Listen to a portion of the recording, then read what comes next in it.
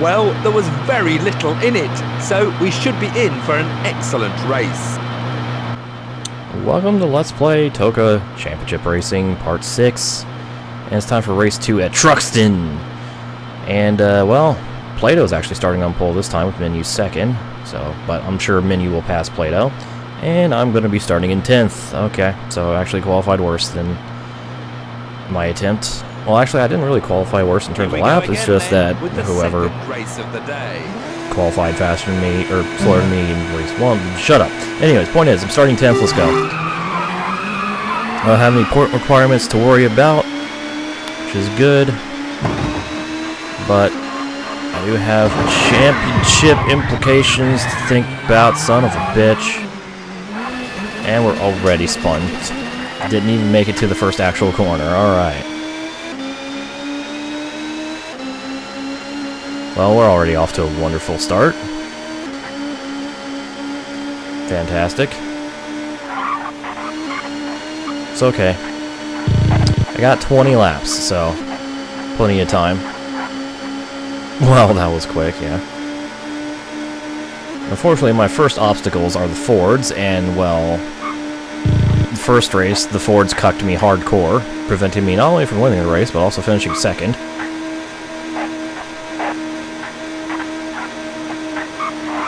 Oh no!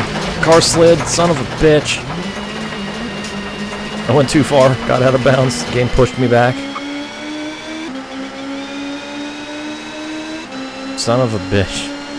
Fuck.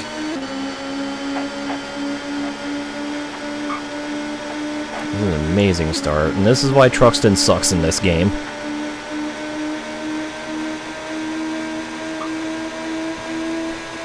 Because it's way, way too easy to spin your car around 80% of the track. Actually, more like 95. Ah, Thruxton, Suxton. Yes. Alright, got momentum. Make up some spots here. Going 3 wide because I live dangerously. And then fucking it all up. This is going to be the theme of this race, isn't it? I make even the tiniest amount of progress, and then I immediately spin.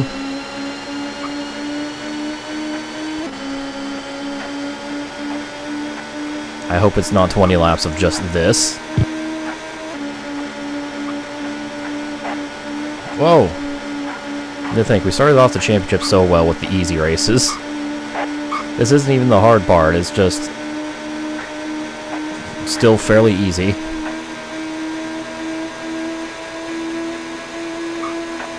Honestly, this track isn't bad, it's just bad for this game's physics.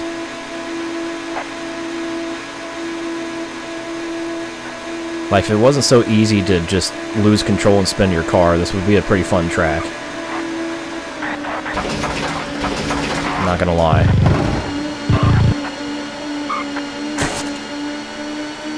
Nope, someone hit the wall. I think that was one of the Fords. And around my teammates. For 11th. Do you want Mark CGR coming into this? I mean, I'm trying to summon him. Why do you think I'm saying Thruxton so much? The only thing missing is the Vectrex.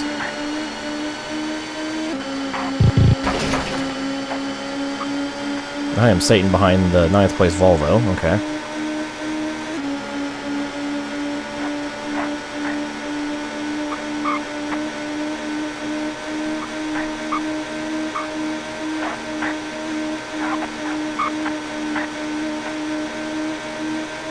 At least we're recovering.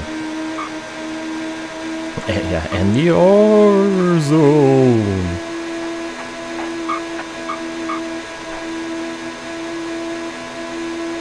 Maybe if you could drive an El Camino in this game, we could get Mark to show up.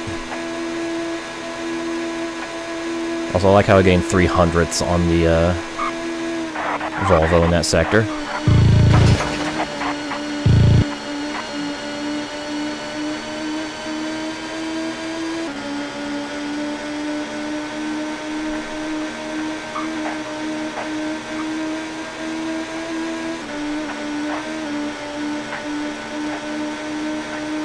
How many rounds in the championship? I can't remember.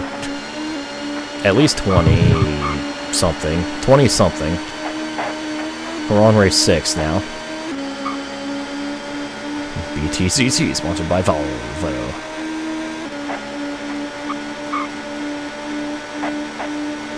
Alright, we're up to 9th. Gotta be careful here. Got a car fairly close behind me, and I'm fairly close to a bunch of cars in front of me.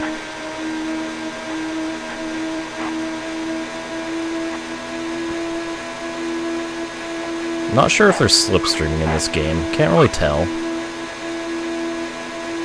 It doesn't look like there is, though. Or it doesn't seem like there is.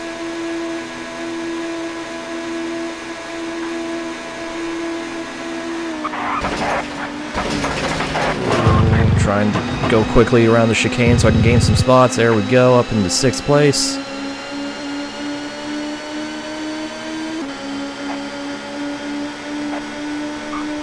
How does one unlock the El Camino? You just gotta yell Thruxton really loud.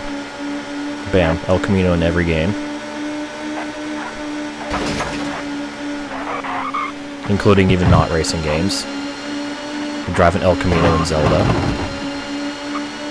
Get the El Camino Keyblade in Kingdom Hearts. That'd be kind of hilarious.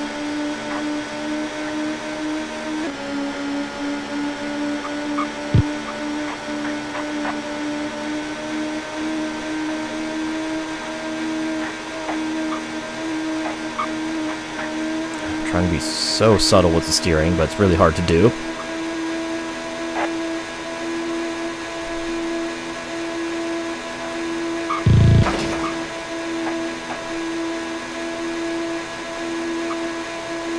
Well, I've recovered quite nicely after those first 2 laps of disaster. Get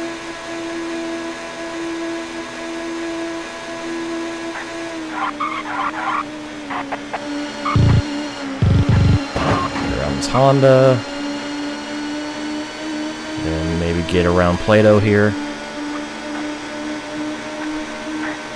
Which I'm actually surprised Plato is running in 3rd and not 2nd. It's the pole setter's curse. Qualify on pole. You don't do that good in the race. Excuse me. Oh! Hi, Plato. Whoops. Might be.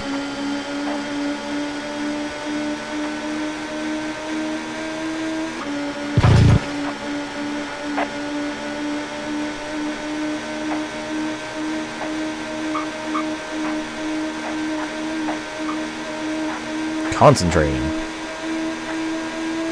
How qualifying go? I started 10th, and then immediately got spun out.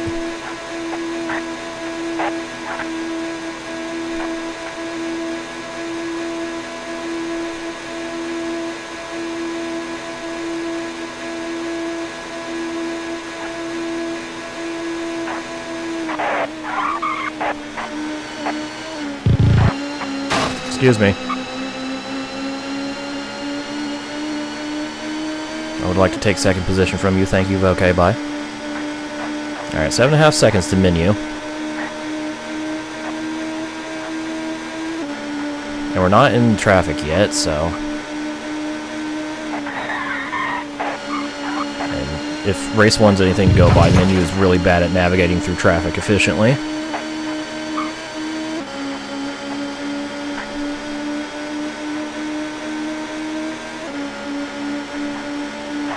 Oh god, I looked away. Okay, almost fucked it. We're good though.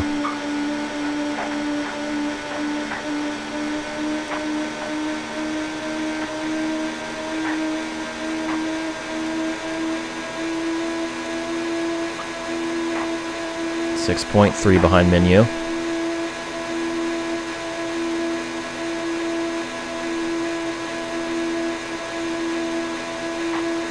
That's because fans don't have an understanding of how to make F1 better. Like, they think V10 engines will automatically make F1 better. So, you know. Also, fuck that majorly. And back down to 3rd.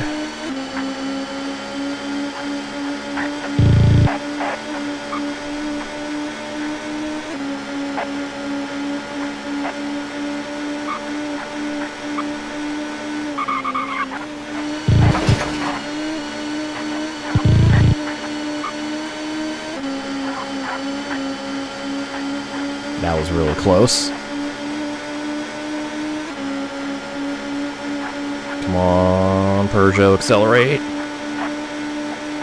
Get that top speed before the Honda catches me.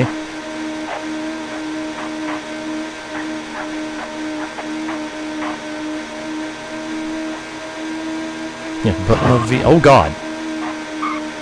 Don't scare me like that.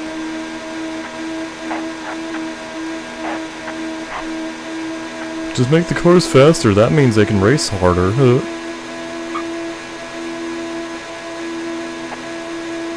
Remove the halo. I like when I see my drivers die. My favorite driver die.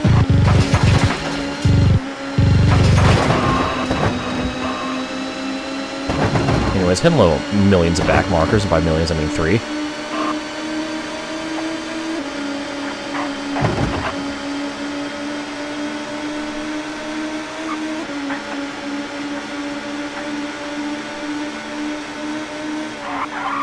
A little bit worried about the entrance to this turn, because I'm not sure where the back markers are. There's menu just up ahead.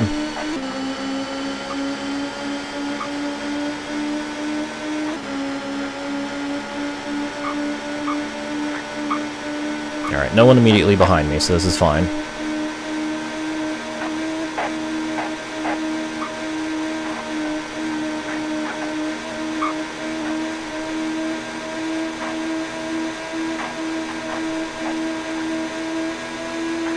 I mean, yeah, that's the only time they should get rid of the halos, if they, like, introduce a new, better cockpit protection thing. Otherwise, it stays. I don't care what you say. I don't care who you are. Well, that chicane was awful. Slightly compromised by getting around that back marker.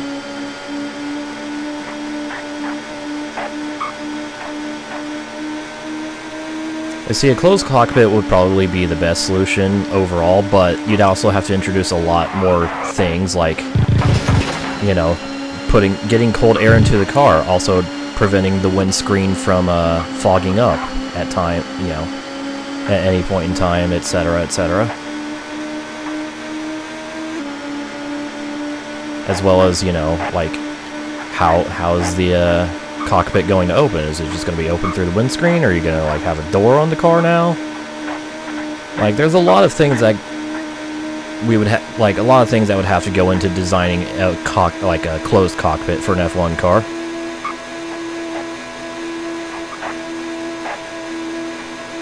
Other than just put a cockpit, just close the cockpit.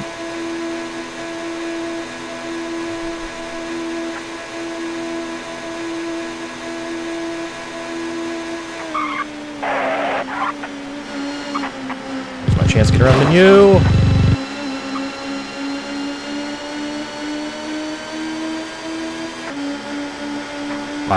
I think, you know, give them, like, I don't know, 5-6 years of R&D for, like, a closed cockpit design. I think they could figure it out and make it good, safe, and efficient.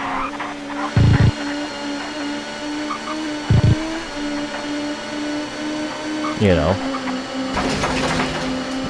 nice and safe, as well as it doesn't impair the driver's vision in any way, etc., etc. Red Bull X 2010. Yes.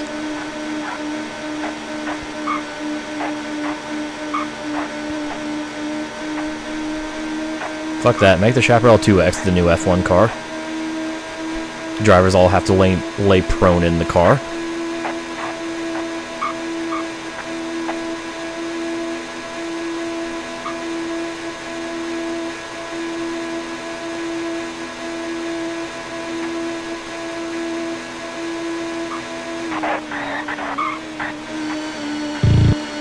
Yeah, biggest problem would be AC and, yeah, keeping the fans from affecting aerodynamics, as well as, you know, fogging of the screen. Also, hello lead, also hello teammate. 9 laps to go. Let's try to hold on to the lead here.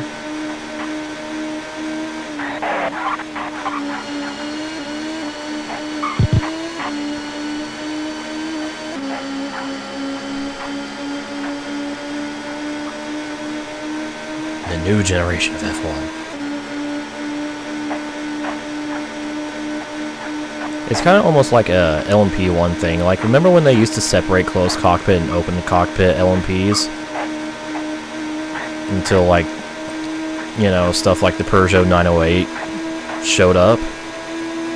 It's like, actually, no, let's just not only combine them, but also make closed cockpit LMP the norm.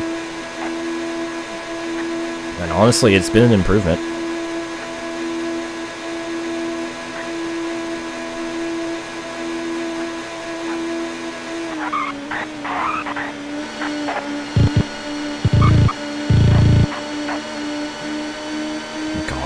If F1 had fan-driven downforce, the drivers would probably be required to wear G-suits. There's no way their necks could withstand that kind of fucking cornering ability. Also, that happened. Don't worry about it.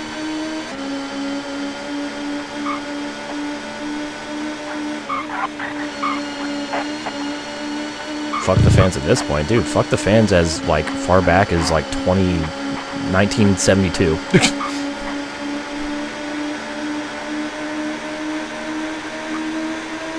This is a very bad idea. Alright, didn't get spun, we're good. Not out of the woods yet, though.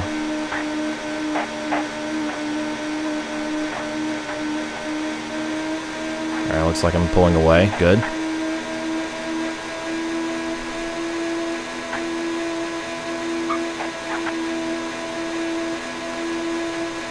Alrighty, that was very risky. But it paid off, I guess. I'll get out of the grass.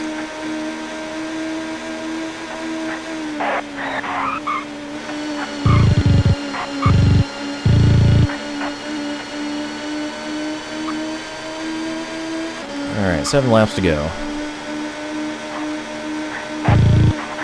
Fuck! Thanks, car.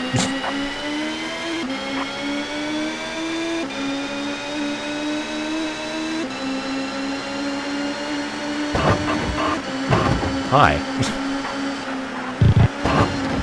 The hell behind me?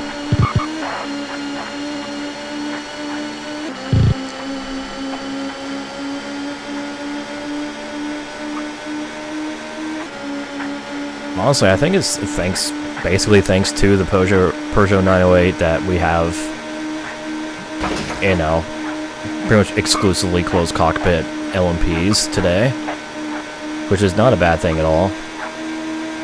I mean, yeah, there was the Bentley, but, you know, no one did a closed cockpit LMP after that until the Peugeot, unless I'm missing something, which I probably am.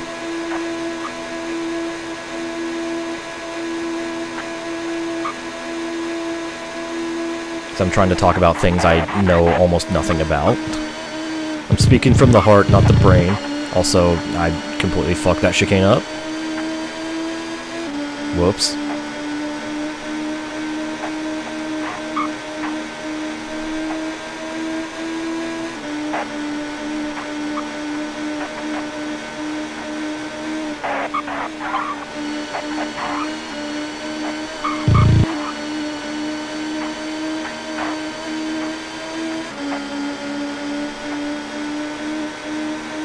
When's Le Mans gonna break the 400 lap wall? I don't know. It would have to be... Well, considering these new regulations that are coming for the top class, probably no time soon. Because I think they're wanting to get the lap times back down under 3 minutes 20. And by under, I mean, like, as low as 3:20. Alright, see you, Ludo.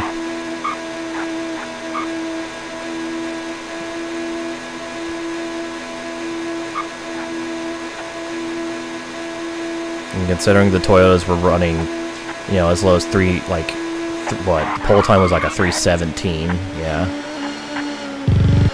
I mean, they could probably still do it with the cars capable of running 3:20s, but they'd basically have to have no slow zones or safety cars throughout the entire race, and that's just not going to happen.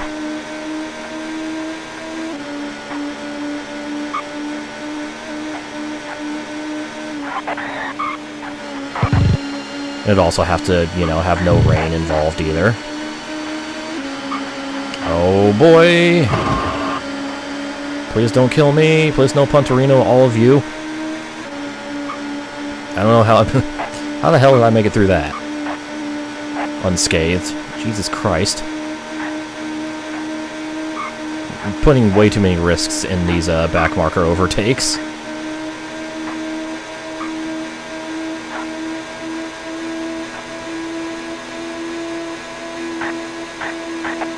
Yeah. And same this year, Cam. You know, the Toyotas had trouble-free... Well, the number 8 at least, the number 7, you know, had those penalties at the end, but they had a trouble-free race, and they... I don't know how many laps they ran, actually, but...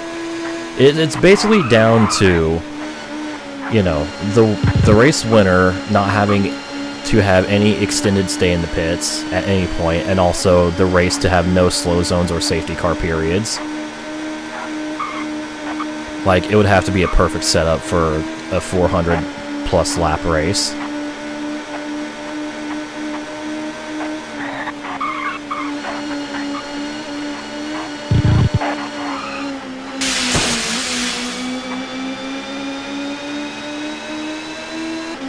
Yeah, it's hard to perfectly sync it for the Stream 7, don't worry about it. It'll be synced in the video, that's all that matters. Because the Elgato's weird, because it will have... Its delay range isn't, like, constant. It's, like, either, like, 2¼ seconds or 3 seconds. So I just set my mic delay to 2.5 seconds and hope that it syncs up close enough.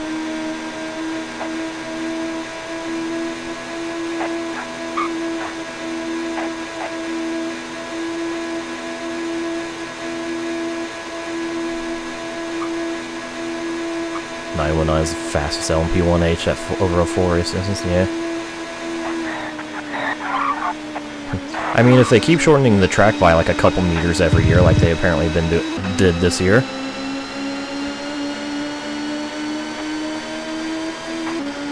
like I think like what this year's track was 3 meters shorter, and they made a big deal about that for some reason. It's like, well. We can't really compare lap times and stuff because the track's 3 meters shorter this year. I'm like, okay.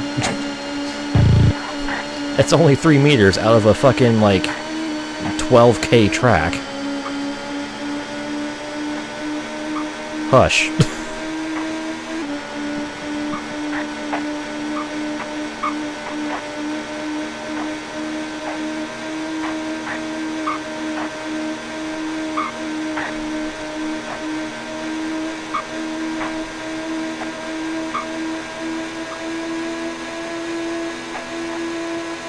3 meters, but the surface is also aged, yeah.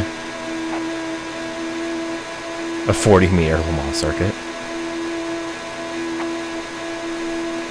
So people just, I heard it a lot during, like, Radio Le Mans. Like, I think Heinhoff mostly was kind of going on about that. It's like, it's okay, Johnny. It's only 3 meters shorter. I'm not sure where they cut the 3 meters, actually. Yeah, probably somewhere in the Porsche curves. I think they might have made the first turn at the Porsche curves like sooner or something. I remember them talking about how there's a lot more runoff area at the first Porsche curve now this year, or this past year. So they could have like made that turn happen, like shortened the run to that turn by a couple meters.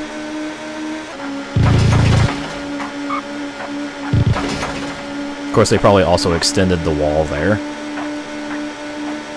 or extended the gravel pit there compared to last year. Ah.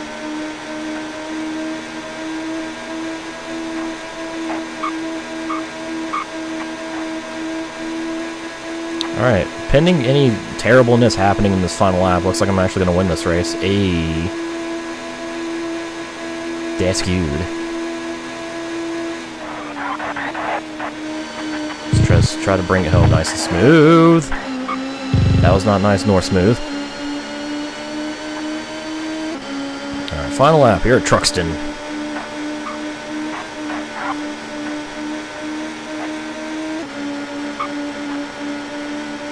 race has gone a ton better than first race here. That's for sure.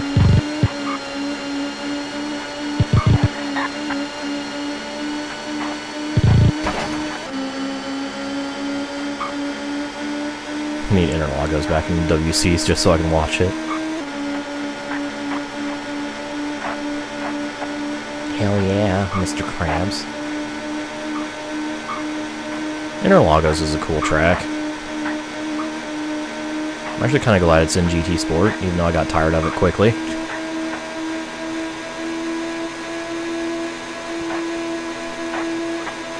Probably mostly because around that time, like, I was doing, like, a bunch of races around Interlagos and GT Sport, while also watching Jimmer do 6 hours at Interlagos and R-Factor. Which is like, okay, I think I've had enough of this place for now. Anyway, going around the final chicane for the final time. And I'm going to take victory in race 2 here at Thruxton. The new Peugeot driver is really storming this season, and another victory moves the team further up in the Constructors' Championship. Here's the final positions. Yes, because the Constructors' Championship really matter. I don't even think they show the Constructors' points in this game. I can't remember. But anyways, I won the race 20 seconds above Alain Menu, with Thompson and Tarquini taking 3rd and 4th. Plato was 5th. But hey, at least he finished the race this time. So there's that. And here's the rest of the results. Oh wow, Biela finished 9th in the Audi. And my teammate Watts ended up 13th. Cool. After a great day's racing here, let's have a look at the current championship standings. The new Peugeot driver is in the lead at this stage. Can he keep it up, I wonder? So yeah, I missed out on a few points from race 1, but still holding on to the point lead, but it's now down to 8 over Menu, who, I think mostly through qualifying gained 2 points on me. Well, actually, no, it might have been in the race, because no, he didn't score a point, or didn't get a pole point, so yeah. Menu gained 2 points on me through these 2 races. Thompson has overtaken Plato for 3rd, and, well, that's all that really matters. So, yeah, there's rounds 5 and 6 complete here at Thruxton. So, I'm just going to save my progress. I'm going to go with slot 2 since I did, you know, the win streak is over, but yeah. And with that, we'll move on to our next round in the next segment, so stay tuned for more TOCA. Oh, hey, there's this. We finished the first quarter. Alright, so there's this. So, in the quarter 1, it shows our summary, how many podiums we've got, how many wins, seconds and thirds. So 5 wins, 1 third, and we get a trophy depending on our performance. I got a gold trophy, and because of that, I unlocked some cheat codes. So hey, there's some cheat codes for you. Yes, I'll be showing those off at the end of the LP. Anyways, now in video.